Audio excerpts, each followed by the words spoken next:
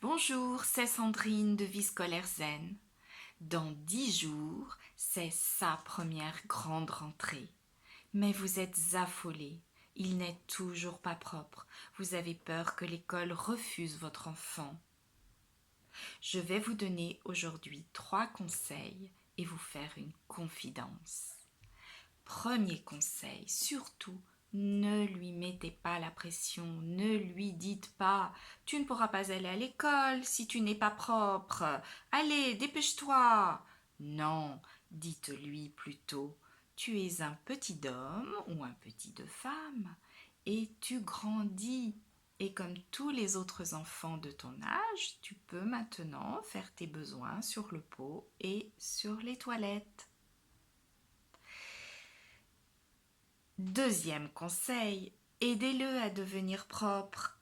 Aidez-le à identifier le moment où le besoin se fait sentir, où il sent qu'il a envie de faire pipi.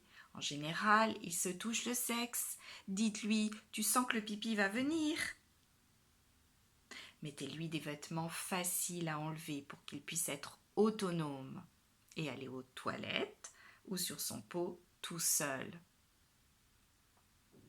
Décorez son pot avec des feutres indélébiles, des stickers, des gommettes. Amusez-vous avec lui.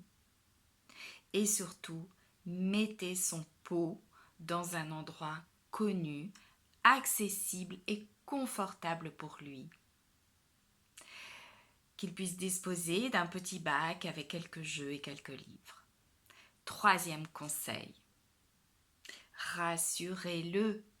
Dites-lui qu'à l'école, il y a des petites toilettes à la taille des enfants et qu'il pourra y aller quand il en aura besoin.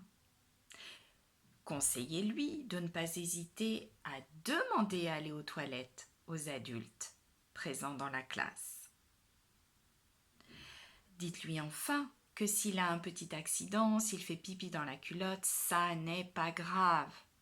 La maîtresse ne va pas le gronder. Elle sait qu'il ne l'a pas fait exprès. Elle ne va pas lui en vouloir.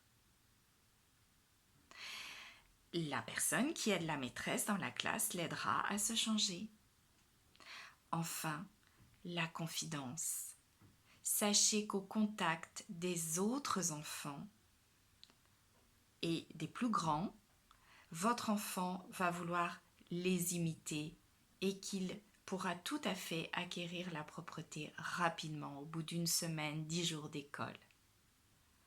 Alors, ayez confiance. À bientôt!